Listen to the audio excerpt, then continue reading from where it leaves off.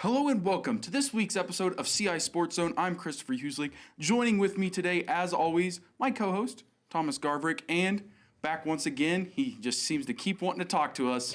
We got Jonathan Michael. How's it going today, fellas? It's going good.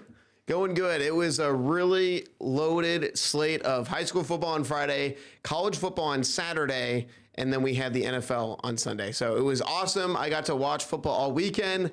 Life is good.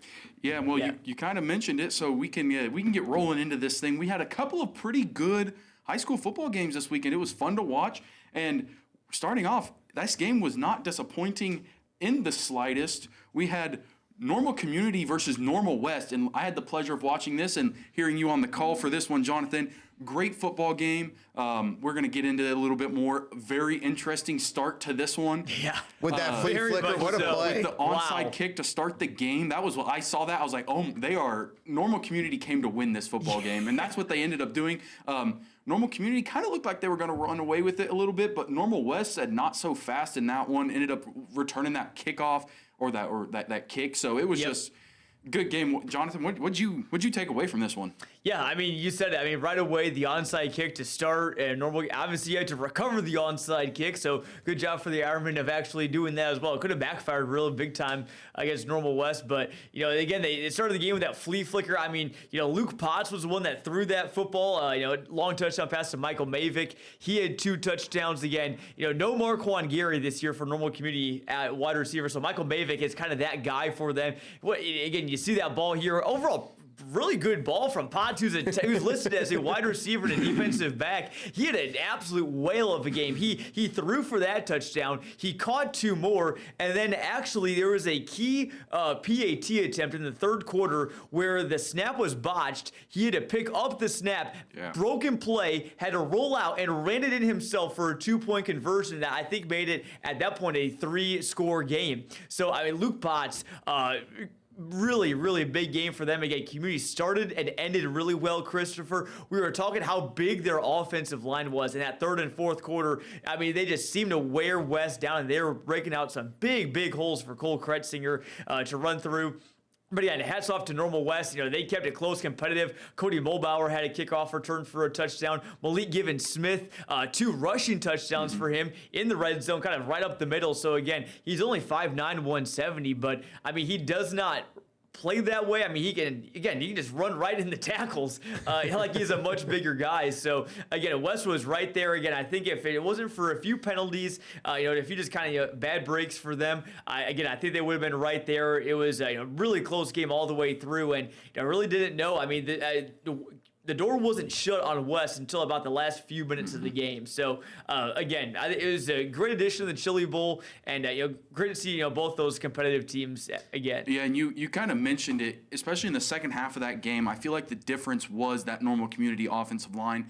They had three really big run plays at least off the right side of that line that they just broke for. So I feel like the deciding factor in that really was the conditioning and that offensive line's play was fantastic at the end of the game, which as an offensive line, it can be hard. You've been out there. You're one of the few positions that doesn't get substituted every so often or every drive. So the conditioning of that offensive line and just I'm going to go out there and I'm going to beat you on this play mindset really showed in the later half of that game. It's always tough to have a rivalry game in week 2 of the season because obviously that week 1 game, right, you're taking the training wheels off, and Normal Community through 2 weeks has looked really good, and West has looked equally as good. So the Ironmen looking good at 2-0 after 2 weeks. Also, Jonathan, I wasn't there at the game, but the atmosphere looked insane from both student sections. Yeah, both big time show out for the student those communities sections. Go all out for it, and that's the best part, right? Is you get the big game feel because the community show up for it, which is awesome. And like you said, we had the Normal Community, Normal West. Well, we also had... What a great game for CIProud.com. How about that? That was very good. That was a fun We also one. had a Peoria game against 2 teams. We have Peoria High and Peoria Notre Dame. What do we got on this one? This was, again, another great rivalry game. Going into it, I expected that we were probably going to see over 80 points. It seems like both teams usually score on average about 40 points every time they play each other. Well, P&D didn't quite get there, but again, Peoria High was up, I think, 28-0 at the half. So P&D actually won the second half and still put up 31 after being shut out in that first half. But again, too much Breon Green, too much Darion Mays. I mean, talk about a player that is really just a huge breakout player this year. Darion Mays for Peoria High. He was a cornerback last year, part of a secondary that returns all of their starters last year, all conference selections, but Mays took it upon himself over the offseason. He told Aaron Montgomery, I want to play wide receiver. And Aaron Montgomery was like, well, I mean, we can try, but it's on you. I mean, it's a lot to ask, play wide receiver and cornerback, being out there, especially in a fast-paced Peoria High team all the time. But again, he caught multiple touchdowns to Tarion Pollard.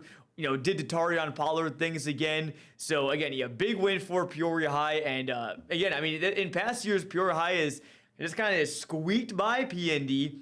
This year, they beat him by 27. So, again, I think the big thing for the Lions is just, again, kind of keeping that pedal down in that second half as well. Again, PND will wear you out. They are a very physical team, as many know. So, it's not surprising to see them, put up some points on the Lions, but again, Lions look really, really good, and I continue to be very high on them. And Jonathan, one thing I've been noticing is, especially with this, their blocking isn't restricted to just these interior five. I've seen several clips so far. I watched a little bit of the game as well. The wide receivers are out there blocking too.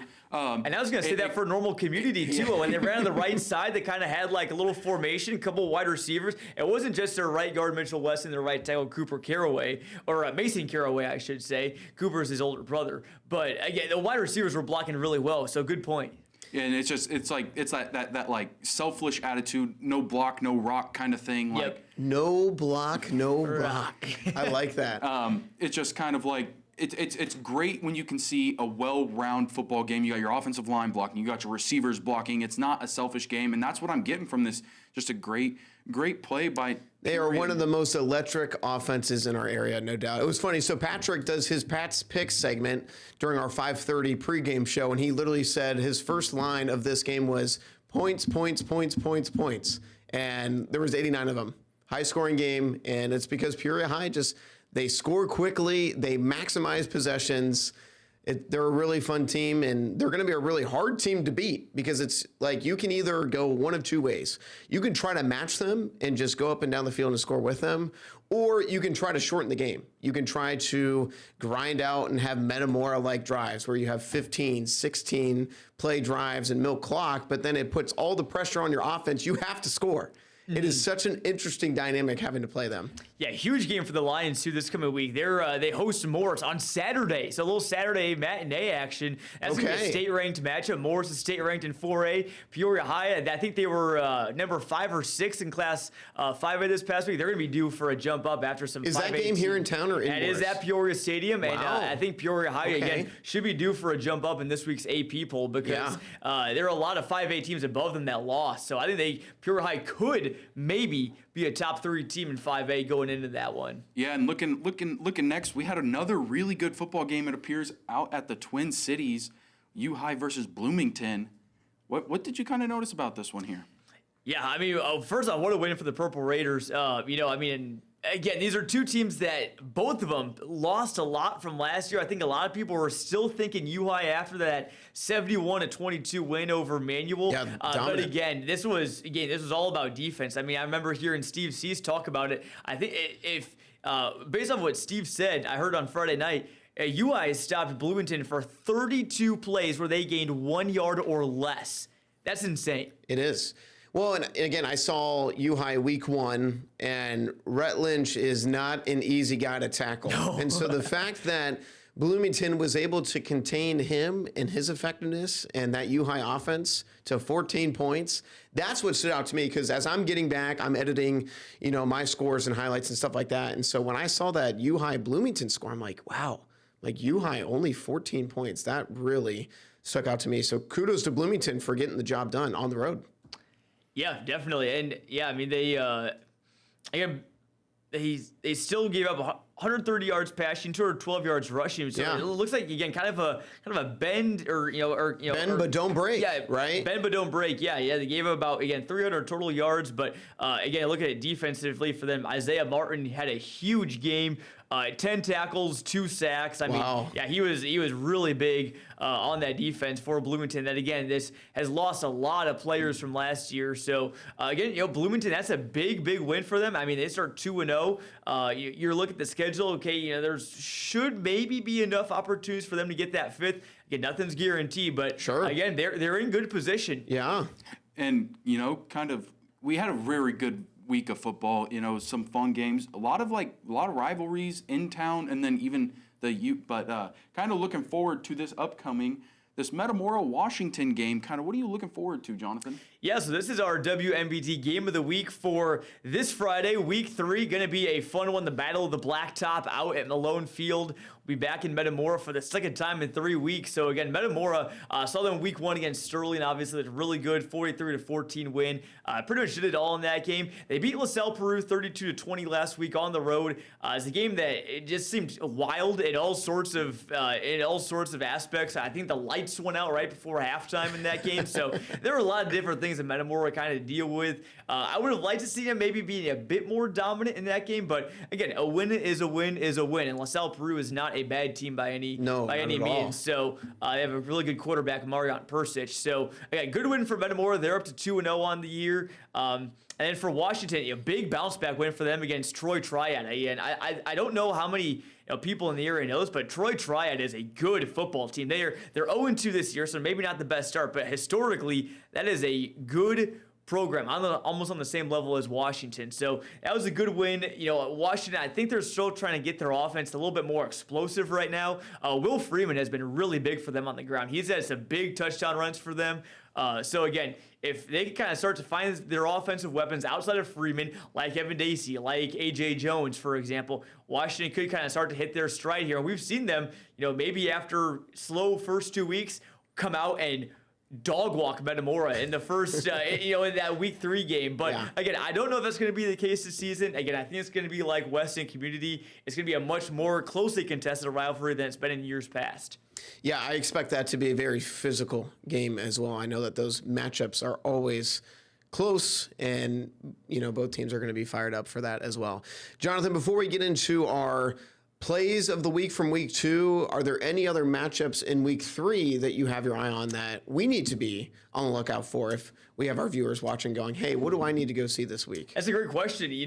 Staying in the Mid-Illini, Dunlap and Pekin is a big game. Pekin coming off a tough loss to Belleville East. Dunlap obviously looked very dominant. Again, they've played Galesburg and Rock Island, 2 teams that the past few years have not been very good. So again, Dunlap has looked impressive, but it's been like, okay, now, just exactly how impressive are you when they face a good team like Pekin? So we're going to see just exactly how good this Eagles team is. Again, a great game, should be a great environment at Pekin. East Peoria, Limestone, I have my eye on that one as well. I mean, East Peoria is looking to get out to 3-0 start. Limestone, again, good showing against Galesburg last week. Didn't result in a W, but again, they put up 25 points. It seems like they're kind of starting to kind of get those wheels turning as well. So I'll definitely have my eye on that game. Here's an underrated game I have my eye on. Looking in the Big 12, Endra Stadium, Richwoods. They host Champaign Centennial this week. Now, Richwoods, obviously the big win over Manual last week, 28-14. So they're 1-1 on the year. And this may sound crazy, but I was looking on last Friday night, about 1:32 a.m. I was thinking to myself, there is a path that Richwoods could make the playoffs this year. Champaign Centennial only beat Champaign Central 8-6 in a very kind of ugly game last week. One of my buddies was there broadcasting. He said it was really not too impressive of a game from either team. So, man, Richwood's opportunity there to get your second win. Looking at later on in the year, you got Champaign Central, you got Urbana, you got Danville, who I don't really know as much about Danville yet. I think it's a winnable game. Obviously they have a rivalry against P&D. They could come out fired up for that. You never know what's going to happen. Richwoods, I am really starting to think that this could be a year they could turn the corner. I think we're going to know a lot about whether they can or not on Friday night against Centennial. Yeah, I saw Limestone, Pekin, DMAC, Tremont last week. Really impressed with DMAC. They took care of business. They did exactly what they were supposed to do. The big question, I want to see how Pekin responds this week. Really tough loss at home. And I just want to say this for all of our viewers. I hate seeing injuries. And Dylan Anderson for Pekin is one of their best players. He was injured on a kickoff. I believe that he did not return to that game. And so I'll be curious to see if he's going to be able to go. He's an important piece for that offense. And I can kind of tell that his injury really impacted that offense. They were down, I think, 19-0 at one point in that game. So I hope that Dylan Anderson's all right. I hate seeing high school injuries, especially to just really good kids. And so it'll be really interesting to see how Pekin bounces back because, you just said it, Jonathan. Dunlap is coming in red hot.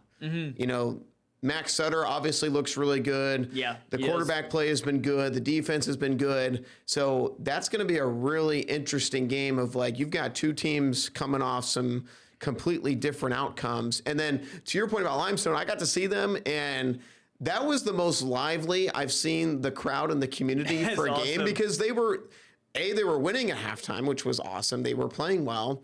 And then we're going to see one of their plays just here in a second. But Limestone looked competent on offense. They were moving the football. They were able to throw it. They were able to run it. They were doing what they needed to do. So hopefully Limestone can keep that momentum going from their game against Galesburg. Yeah, real quick, if I could, just real quickly, two more small school games again. I talked about the Mid-Atlantic. Oh, yeah, we got to highlight the small school games. Two small school games I have my eye on big time. Eureka at Farmington. I mean, come on. Yeah. And then El Paso Gridley at DMAC, matchup of two 2-0 teams. Those should be some great games. Yep. Yeah. Well, and Thomas, you've been kind of hinting at it a little bit, so we're going to go ahead and take a look at our play of the game or the play of the week. Sorry, and and you saw this early. It was from Normal Community, a little flea flicker from Luke Beatty to Lucas Potts, and Luke Potts, I should say. Luke Potts to Michael Mavick. It was Lucas Beatty to Lucas Potts to Michael Mavick. So you were correct. You were correct. How about that? and like we mentioned, 3 guys involved in the play. and what we mentioned before, one of the things that was really interesting about this is it was literally right after an onside kick they had just recovered. That was the first play from scrimmage. First play from scrimmage. So it was Lucas Beatty to Luke Potts, who then connected with Michael Mivix. That way everyone who sees that knows that was the case. So very unbelievable play. And then what else were you? So that was play number 1. Let's show everyone play number 2. I shot this. This was awesome. This was the highlight of my night. Awesome. This is Tyler Hammond from Limestone. So he's going to get the handoff here. And it looks like he's just dead in the water, right? He's running behind the lineman. And then look at this play. He literally was getting dragged down, breaks the tackle, and then all of a sudden he just blows by everybody for a 70-yard touchdown. I mean, the sideline lost their mind. The student section lost their mind. That was awesome. I love when, as a videographer on the sideline, when you get a highlight like that, I mean, it just makes your night. So that was awesome. And as a former big guy up front, they're looking at him like, thanks, dude. Obviously there was a little pressure. He's about to get wrapped up, and nothing makes you feel better than it's like, okay, we ended up being okay. He broke that, and then he absolutely dusted everyone down the sideline. Just took off.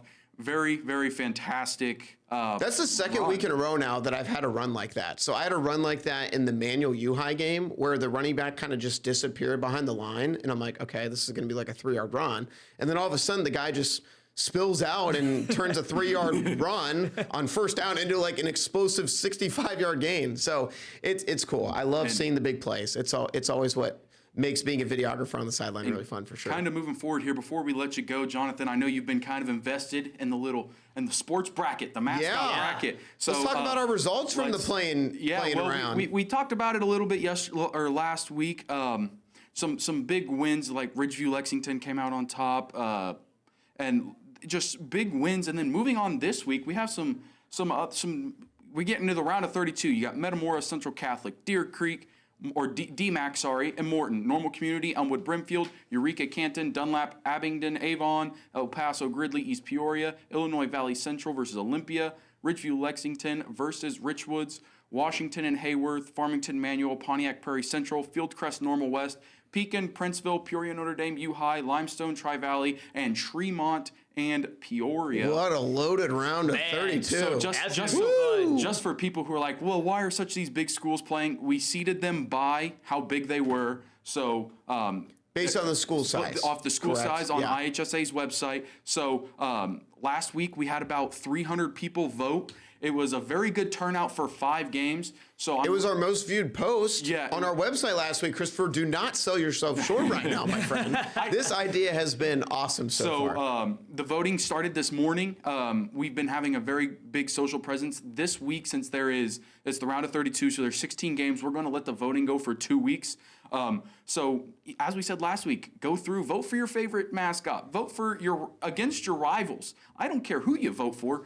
Just Vote for somebody. vote for It's somebody. always fun Hey, seeing I got brackets 3 like that. out of the 4 playing games right. Oh, there you go. So that was good. There you I was go. very excited about that because it's like you love just to see if you can get them right. So Yeah, I was definitely. like, sweet, I'll take 3 out of 4 in the first round. It's always fun seeing too. Again, like we've run a similar contest in the past called CSM Madness before. And 2 years ago, the school that won it all was El Paso Gridley. Yep. Of all schools, small heart of Illinois Conference school Yeah. won it all. Now I think there was a lot of people voting against. I think Washington or Metamora or whoever they were playing. So EPG kind of adopted all the Washington or Metamora fans that were voting for them as well. But again, those small schools really do show out. It really kind of does surprise you that, wow, there is a lot of support for these smaller schools as well. Yeah. Very good. Well, before we head to break here, Jonathan, thank you for joining us as Appreciate it. always. And are you Same going to time be next week? Are you going to be Same on the time. call for Metamora Washington? will. this I week? will be So on you'll the be on the call. Make sure you tune in. Yep, Listen to Jonathan CIproud.com. on CIproud.com. 7:30 p.m. kickoff, 7:15 7:15 pregame coverage. So, And then you'll be on Game Day Live overtime at about 11:15. And then yeah, 11:15 or so. Hopefully, I can get back in time this week. You did good this week. I was so close. I was so close. You were close, but you got there, and that's all that matters. So we'll be right back after this short break with a little look at some college football. Thank you for joining. Hello and welcome back to CI Sports Zone. I'm Chris Freehuslik. Joining with me, as always, is my co-host Thomas Garverick. Thomas, we had some good college football this weekend. What were you what's on the top of your mind after this weekend? yeah, well, first off, it was a very interesting slate of college football, right? Because you had a lot of the top teams playing kind of like the exhibition game of the week, right? You're bringing in a lot of these small town schools. But I want to start, Christopher, first off, with my alma mater, the Ohio Bobcats, Brag a little bit here, Thomas. in front of a sellout crowd at Peden Stadium. They bring West Virginia into town. All the West Virginia town fans, Mountaineer fans, I should say, are coming in just saying, oh, we're going to beat Ohio. They're a mid-major school. They get the job done. I'm so proud of my Bobcats. What a win. And I just want to give a quick shout out to just the student publications. So when I was in school there, I worked for the PBS TV station and covered the football team. And so we would produce content like similar to this and post it. And just a wonderful job by all of the students at the TV station WOUB. They did a great job of delivering great highlights. The content, it was awesome. Just a great experience for them. I was seeing pictures. I mean, they said they have never seen that many students at a game. And so just awesome. What a big win for the program. And it's been really fun to see them not only win the MAC championship last year, they have a new coach this year who was on staff last year. It's been really fun to just see the excitement levels grow in Athens, Ohio for college football. And to me, it looks like a place where people want to go to play mid-major football at. So kudos to the Ohio Bobcats knocking off West Virginia. That was awesome. So very, very proud of my alma mater, Ohio. What about you? Yeah, my big game that I really enjoyed watching, that I was intentionally keeping my eye on. As you said, a lot of people were playing it's the beginning of the year, so you're playing smaller schools. Sure. One game that I thought that wasn't that case, Oklahoma, Michigan. Yeah, very Oklahoma interesting game. Came into that game, like we talked about them last week a little bit against Illinois State. My hopes with Oklahoma are hit or miss. You never really know what they're going to come out with. But then pulling up that win against number 15 at the time, Michigan, who dropped all the way down to 23rd after that loss to Oklahoma. Just Oklahoma came out, and I think they're kind of hearing those, you don't belong in the SEC, like kind of they moved from the Big 12. I think they're just trying to go out there and show, with Mateer and all them, just trying to show that, like, we're an SEC team who can compete, and they did that against Michigan. They went out there, very good game, won 24-13, a pretty decisive win, honestly. They really, in my opinion, they controlled that game from start to finish. It was beautiful, like you said, from beginning to end. As someone from Kansas, we're close to Oklahoma, kind of a rivalry there, Yeah. but not big enough that, like, I still enjoy watching them play. I like the style of football they're playing this year. And so far, and like if they can keep that up, they'll be a team to kind of keep an eye out for this season as they keep kind of pushing down the field. I've got high school buddies from back at home. One of them is actually an Oklahoma fan. And so we were all just texting during the game. John Mateer, and you actually heard it on the ESPN broadcast, Kirk Herbstreit just kept mentioning that there's a little Baker Mayfield in John Mateer. And you can't help but see the comparisons. And so I was really impressed with him just because he came off just such a great game in week 1 against Illinois State, and he delivered with another excellent performance against a very solid Big Ten defense in Michigan. Now, there were a couple plays where Herbstreit even acknowledged, like, you're not always going to be able to get away with those throws. Yeah. But overall, John Mateer has quickly put himself in the conversation that he's a really good college football quarterback. And I think Oklahoma is a team in the SEC who might do more damage than what everyone would have thought at the beginning of the year. Yeah, So really impressed with Oklahoma. A little concerned about Michigan. Yeah. Just felt like that they were very one-dimensional offensively. I really like Bryce Underwood, which really pains me as an Ohio State fan. He's got the natural arm talent, great athlete, and I just felt like they just had the training wheels on that whole game, and they were playing not to lose with some of their play calling. So I think Michigan is going to have to clean that up and change their offensive philosophy, because I'm watching this as an Ohio State fan going, okay, guys, last year they were heavy favorites, and after watching Michigan on Saturday, I don't see how Ohio State is not going to be a big favorite again. It seems like it's pretty simple. Get the job done, take away the run game for Michigan, and that's going to create a lot of problems for them offensively. So Oklahoma, a massive winner. Michigan, definitely a loser from week 2. Yeah, and kind of another game that this one wasn't nearly as close. It was still a good football game. Illinois-Duke. Yeah, we have to talk about the Illini after the big win, right? Yeah, it was sure. It was a large win, and like looking at the numbers, they were doing good. They were running the ball a little bit. They were throwing the ball a little bit. Another thing that happened this week that was the same. They did give up 4 sacks again, so it's kind of that can be a little concerning. But when you're winning games by as much as they've been winning, 45-19 over Duke, you're just nitpicking at that point, like. But maybe something to there's always something you can build on in the sport of football. And one thing I think Illinois kind of is clean up the pocket a little bit. Whether it's, Altmaier getting a little more comfortable or getting out sooner or the offensive line stepping up. It's just, that's literally the only problem that I've seen in the 2 games with the Fighting Illini is just cleaning up that pocket a little bit. Yeah, the reason why I think they're such a big winner is that was a tough road game. Odds maker said that was a true toss-up. That could have gone either way.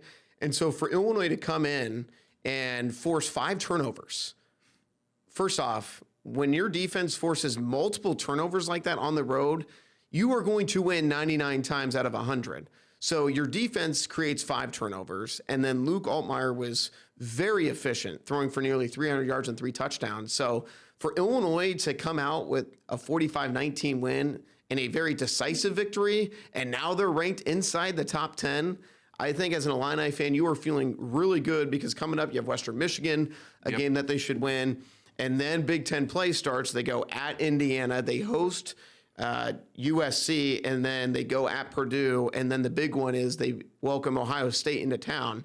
So let's see if the Illini can keep that momentum going. But yeah, and then kind of moving on here, another game as a Kansas native that I really had my eye on this weekend because my dad was in the Army. We're a Go Army family. Love that. Salute. Thank you for your service. Yeah, thanks, Dad. Army pulled out a big win against Kansas State.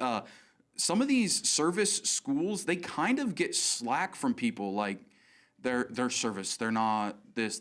I think Army. Well, they all run very unique styles of offense, right? Triple option is the best offense in football. Okay, you will never you can't argue that point with me. I will die on that hill. But they came in and K-State paid them to come play them, and Army went in and they got business done. Army has been kind of a team the last several years. We saw them in the rankings quite a bit last year, and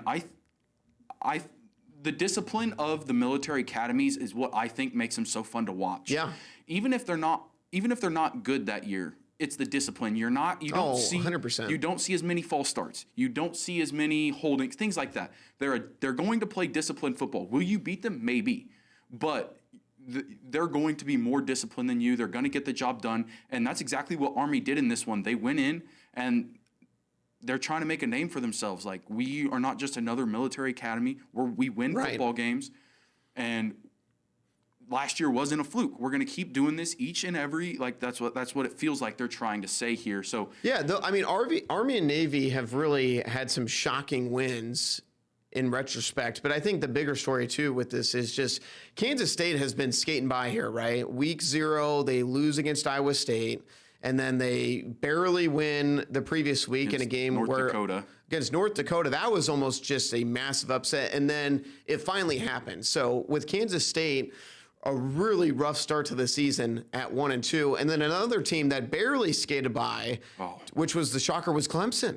Down Troy, 16-0 against Troy at home. I was sitting at a Zach Bryan concert in Notre Dame, and like I'm like trying to check the scores, and like my bad, we were walking to the stadium, and like this group was like making fun of this girl who went to Clemson. And so I was like, what's going on? What is Clemson doing? So I like look it up, and they were losing to Troy like 16 to something at half or whatever. And I was like, Troy? I don't even know where Troy is. Like obviously I know where Troy, they're a solid football team. As you can tell, they went and really played a good football game against Clemson. Now, give it to Clemson. Football is about finding a way to win. 100%. And 100%. Whether you win by 1 point or you win by 52, a win's a win. Was it pretty? No. Right. But it was a win. So I'll give it to Clemson. They found a way. They were struggling at the beginning of the game. They came back. They got it done. But yeah, and I think I'll be interested. I may have to watch Troy's games for the rest of the season because I'm kind of high on Troy right now. If they could do that to Clemson. Yeah, I think in the era of college football, unfortunately, people get wrapped up in the style of points, right? And so I think in this game, I look more at I think there are more concerns with Clemson than people initially thought, right? Because preseason, everyone's like, okay, Clemson is the clear favorite to win the ACC. They are a clear national title favorite, and I think they could still get there eventually. But I think the big thing with Clemson is, you lose the first game against LSU, hard-fought loss. But then it's like, okay, what's going on here? Why are we getting off to another slow start against Troy? Dabo Swinney had some choice words after the LSU game.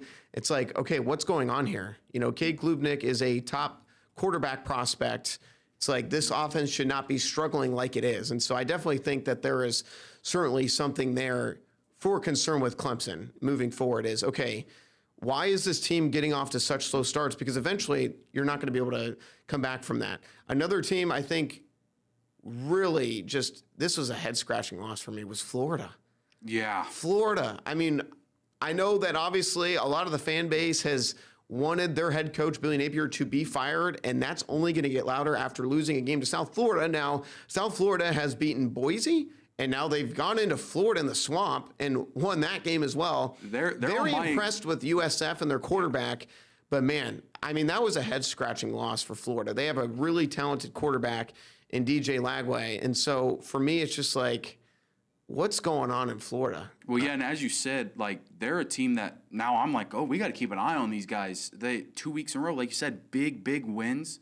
So just very interesting to see what happens now. Can they keep going on this roll? Where do you go from here? Yeah. Because I looked at Florida's schedule. I mean, their SEC schedule is just a gauntlet. So yeah, it's really quickly before we go into break, 2 other teams I want to just highlight. Really impressed with Oregon. Yep, I think nobody is talking about them, or at least not enough. Now, granted, they're ranked 4th in the AP, so clearly, they're still being respected as a top 5 team in the country, but they scored 69 points on Oklahoma State. And Oklahoma State, obviously, they've been a good team in the Big 12. Now, this is clearly not a good Oklahoma State team, but anytime you can put up almost 70 on a Power 4 school, you're making a statement. I've been really impressed with Dante Moore, the UCLA transfer who's come in, played really well again in this game, 266 yards and 3 touchdowns. He's looked really good. I've just been really impressed with Oregon and Florida State. I was very curious to see, okay, how do you respond after the big win at Alabama, or excuse me, they hosted Alabama, the big win against Alabama, I should say, and Florida State took care of business, Castellanos played well. I think Florida State is legit. I think it's always like, hey, do they kind of have that hangover game? They did not. So I think Florida State, to me, in my opinion, if I was going to have to pick a winner from the ACC right now, I like Florida State more than I like Clemson right now. And I really like Oregon as well. But obviously, you've got 3 of the top 4, Ohio State, Penn State, and then Oregon at 4, 3 of the 4 in the Big Ten right now. So those were my big takeaways from a solid week 2 of college football. Yeah, and Thomas, well, we're gonna go hit on a break right now, and when we get back, we're gonna talk a little bit of NFL. So, lot to unfold with week 1 of the NFL season. Stick around, we'll be back.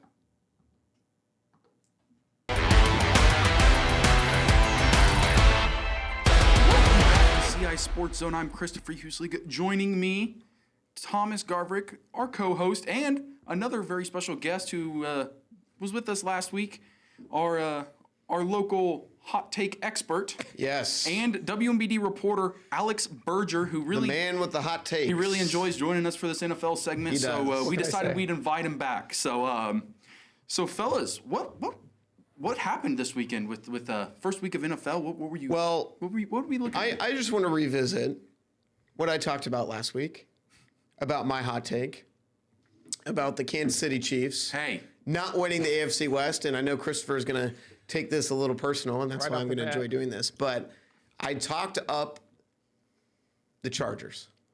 The LA Chargers did exactly what I thought they were capable of doing. I think what I was most impressed about that win was how good Justin Herbert looked. Yep. He was a huge winner of week 1. You know, I talked about the fact that in years past, they've been really run heavy first, but I felt like with the weapons that they had, Keenan Allen being back was really big for them. And then how about Quentin Johnston, the guy who is just notoriously known for dropping passes after passes after passes, suddenly is like one of the best fantasy receivers of the week. So absolutely loved what I saw from the Chargers. And I think that I'm not going to overreact to it, but I think that we're going to see a lot of performances like that. And I do think for the Chiefs, very unfortunate with Xavier Worthy getting hurt early. You had the friendly fire with Kelsey. They were running the crosser, and unfortunately, Kelsey collided with him. That's a big injury for them. I was encouraged to see how they were able to respond down the stretch in that game. But I think now with the Chiefs, you're going to be out Xavier Worthy for who knows how long, and then obviously still without Rashee Rice. And now, looking ahead, the Chiefs play the Eagles. Yeah. Well, and like as you said, Thomas, the Chargers played a clean game. They did. I'm a Chiefs fan through and through. Are you? Yeah, right. Are you a Chiefs fan? Yeah, just in case you guys didn't know. Just a little bit. But as you said, Xavier Worthy getting hurt didn't help. I'm not that person that's like, oh, like it is what it is. He got hurt. Nothing you can do about it. Someone has to step up. And then, which Tyquan Thornton ended up doing so later on. He caught that really deep pass from Mahomes. But Hollywood Brown had a pretty good game. Yeah, Hollywood Brown. But also that Chiefs defense was not. I said it like 10 times. They couldn't cover a cough. Like yeah. And like I'm not taking anything away from Justin Herbert. Justin Herbert played a fantastic game, and that was the difference. Yep. The Chargers didn't make as many mistakes. The Kansas City, Jawan Taylor had 8 penalties again. He killed a touchdown drive with one that the Chiefs had to settle for a field goal. So it's like Chargers played a fantastic game and Kansas City didn't. I don't agree with all this like, oh, the dynasty's whatever. Kansas City's going to be fine. They lost to the Lions first game last year, and people need to stop acting like the Chargers aren't a good football team. Justin Herbert's a great quarterback. That football team is good. I know there's been a lot of conversation about how good Justin Herbert is, and like I said, I think he's had a couple statistically down years, and I think part of that is just because of lack of weapons. And I think now you're finally seeing, okay, when Herbert has a good complement of players around him, that's the outcome you're going to get. But back to your point, Christopher, I think the Chiefs will be fine, but let's look at the Chiefs' next 5 games. They play the Eagles at home, Super Bowl rematch. That's going to be a tough game. They play at the Giants. That should be a win. Then they play the Ravens at home. That's going to be a tough game. Then they play at Jacksonville on Monday Night Football. The Jaguars, they're coming off a week 1 win against Alex's Carolina Panthers. They looked better, but that's going to be a road game. And then the Chiefs play the Lions at home on Sunday Night Football, a game that the Lions won on opening night a couple years ago. But again, the Lions were definitely one of the losers of week 1 for sure with the way they looked. For sure, did not look very good at all. To me, there was only the Giants game is the one game I go, that is an automatic win for the Chiefs in the next 5 weeks. Automatic. I think now the Lions got to clean up a lot of stuff. And I think that, obviously, I think the Chiefs should go into Jacksonville. They should win that game. I think they are the better football team, but that's not going to be top to bottom an automatic win for them. So I think I'm going to say this. I guess this is my hot take, but the Chiefs could easily have a losing record after 6 weeks. It's possible. Yeah. It is It is possible that they could have a losing record after 6 weeks. They could be easily 2-4. Yeah. I think if the Chiefs I think if they can get by 3-3 or 4-2 and get Rashee Rice back, I think they're going to be fine because the Chiefs' second half of their schedule opens up, but they still have to play the Commanders. They still have to play the Bills. They got to play the Broncos twice. They got to play the Texans at home. That should be a winnable game. But I think the Chiefs are going to be fine. But the first half of their schedule is tough. It is tough. And the Chiefs always, for years, they start out slow in the season. The beginning of the first couple of games don't look very good. And like I said, if they tighten up that defense, the offense looked pretty good later in the game. At the start, they were kind of slow getting started. But the game plan, Andy Reid even said it was, we're going to get Xavier Worthy the ball. Yeah. And that went out the window within 3 plays of the game. But that's not even the Chiefs' specialty over the course of their dynasty years has been receivers that would not be receiver ones on other teams. Patrick Mahomes and Andy Reid can get them into the office well. Like Xavier Worthy, he's great, but they make him even better because of that scheme, specifically Andy Reid being the coach he is. So I don't think it'll be too much of a problem going forward. But to your point, Thomas, I absolutely see there could be a losing record. Truthfully, it's a matter of how will the Chiefs pick this up in the second half of the year, because that first half is going to be really difficult. Also, the Chargers. We're talking about the Chargers. Their next 5 games as well. I mean, they've got the Broncos. That'll be a tough challenge. They've got the Giants. Yeah. Commanders will be a challenge. Dolphins, Colts. I mean, it's kind of a test of both sides of what kind of teams they are, truthfully. Yeah, and let's talk about Dolphins and the Colts. I think the Colts were a team that just absolutely shocked me on Sunday. Oh, my gosh. Daniel Jones was until Cutlets, baby. Until the Sunday Night Football game was the number 2 highest scoring fantasy football quarterback of the Sunday slate. Now, obviously, Lamar Jackson and Josh Allen surpassed him, and we're going to get to that game because that was wild. What an unbelievable game. Wait, who drafted who drafted Lamar Jackson again? That would be you. Actually, you beat me by a couple picks, and I was like, Lamar. So that was a bummer. But I was really shocked with how good Daniel Jones looked in that Shane Steichen-led offense. He moved the ball so well. The Colts looked good on both sides of the football. I mean, maybe the Colts are going to be a surprise. I don't know. I mean, it's 1 week. I think it's a little mix of, I think the Colts are going to be more competent with Daniel Jones, and I can't believe I'm saying that, but I am. But I think it's also an indictment on, I think the Miami Dolphins are going to be a really bad football team. Yeah. And I've seen this writing on the wall all offseason. There's been a lot of just dysfunction at training camp, guys not showing up on time, guys getting into fights with each other.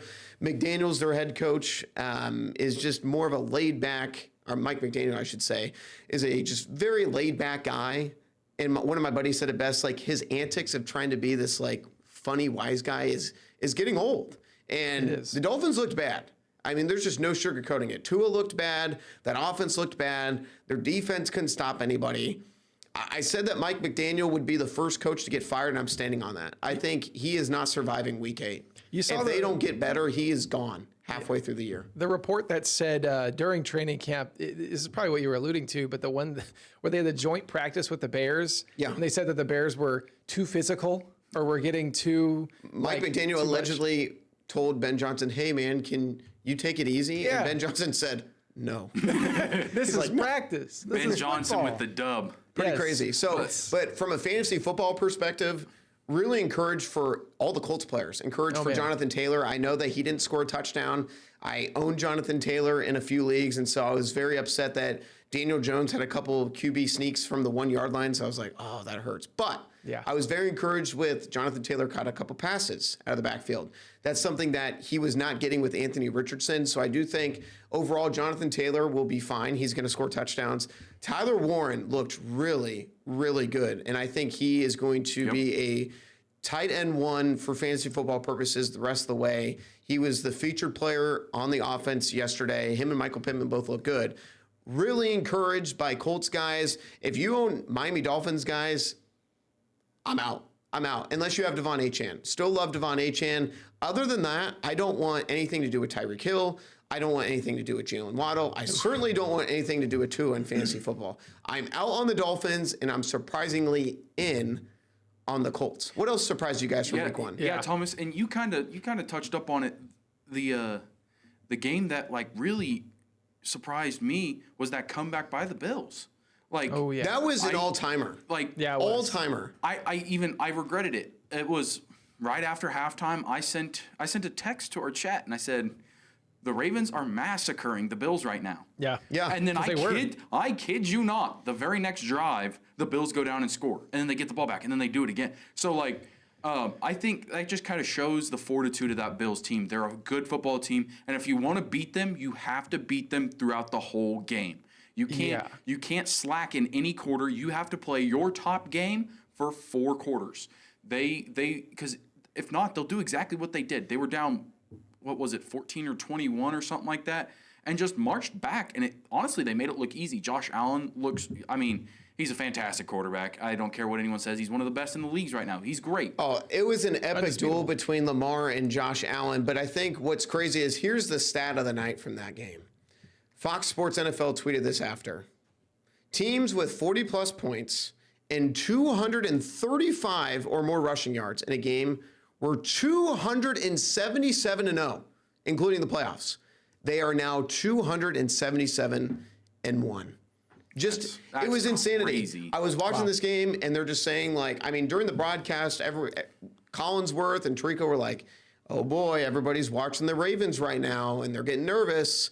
No one can stop them. And then all of a sudden, Derrick Henry fumbles the ball, and as soon as that happened, I was like, this game's going to really turn. And it did. Just, in my opinion, inexplicable that the Ravens did not win this game. I mean, I'm lost for words. This is a team that cannot get over the hump. Yeah, they can't beat Buffalo. They can't beat Kansas City in the regular season or the postseason. It's unbelievable. They looked so good. And then with 4 minutes to go in the fourth quarter, just completely fell apart. And I think this is a game that I said, I think this is going to derail their entire season. How do you recover from that? How do you blow a game like that and then recover for the rest of the season? This is the best Ravens team we've seen top to bottom. I mean, this is a Ravens team that gave up 41 points? Yeah, absolutely. And this is the best team? They have the best center.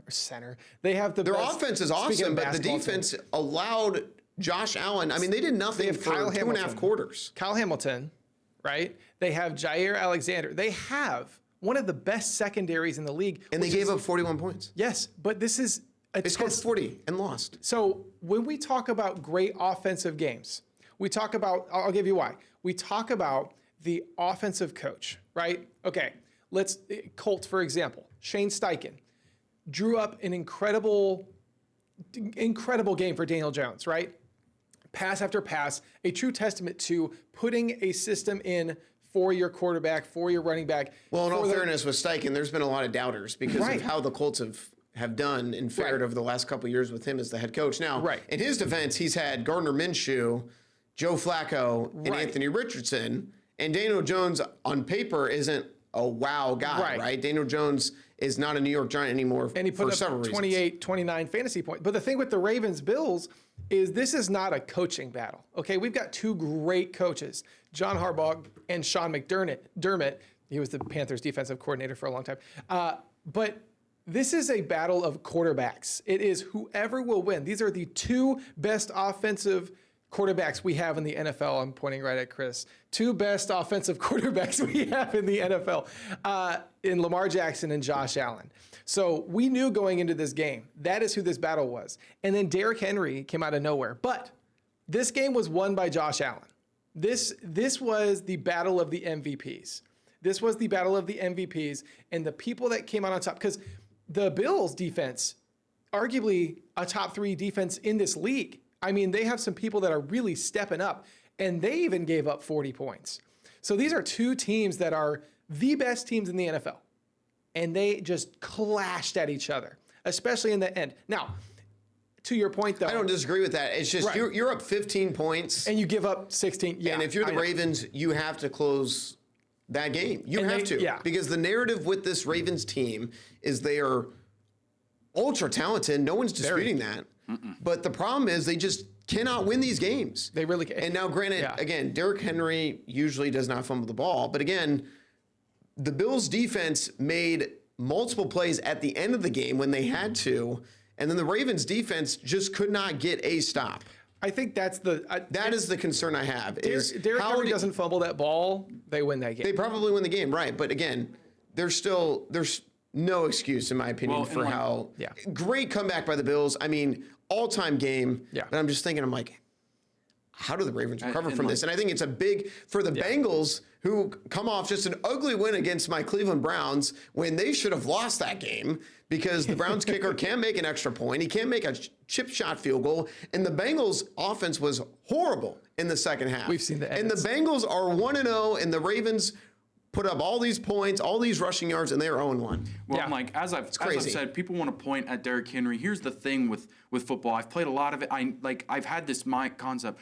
It really bugs me when people say that one play is the won or lost the game. Here's the thing: if Lamar Jackson would have thrown a 50-yard touchdown the play before, that play wouldn't have mattered. Yeah. There is always something you could have done better at some point within the game. That I'm like, yeah, they got the ball back because of that fumble. All right. But if you would have done something different, if your defense would have stopped them after that fumble, doesn't matter. Right. I understand that. I understand that viewpoint, but again, I've talked about this with you guys. There's always pivotal plays that turn the game. Oh, yeah. And For sure. again, For Derrick sure. Henry had a long 45-yard rushing touchdown. Ravens are up 40-25. You got to close the game. Ravens had 2 3-and-outs and a fumble. They did not close out the game. Those 3 series cost them the game. Yeah. They didn't execute offensively. All they had to do, really, if they pick up a first down in their last drive, they go 3-and-out. If they pick up 1 first down, they probably win that game. They didn't. All right, really quickly, Jets Steelers. That game really shocked me.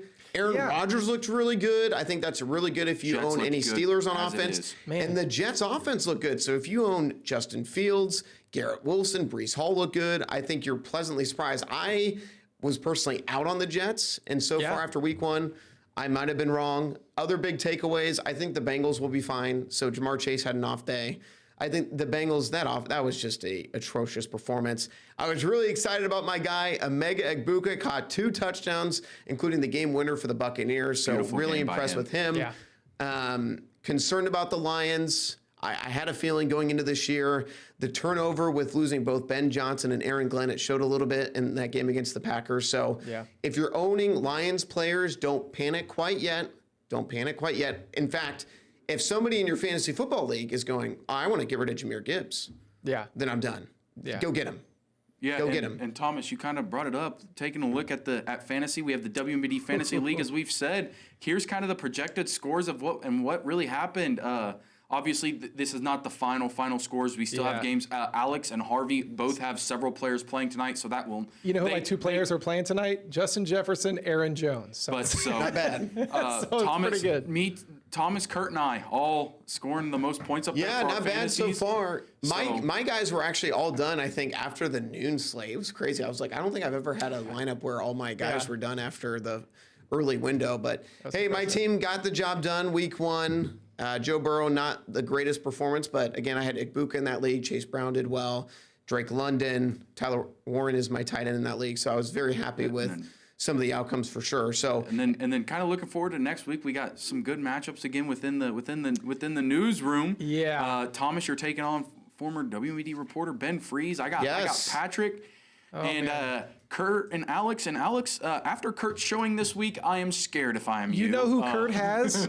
Kurt has Derrick Henry. Derrick Henry carried Kurt to a week 1 victory over Patrick for sure. So again, this podcast will re-air after the conclusion of the Bears game, but we just want to say big night for the Chicago Bears on Monday night. We're going to see what Caleb Williams and this revamped Ben Johnson offense can do. So speaking of the Bears, we created a little friendly competition between ourselves. We're going to pick the Monday games, and whoever loses buys the crew a large pizza to share at the end of the season. Thomas, who we got? Well, really quickly, because it is 2:59 and we got to go, I'm going to go with the Chicago Bears getting a victory tonight. Alex. Or on Monday night, I should say. Chi-Town, Chicago Bears, Ben Johnson, Caleb Williams.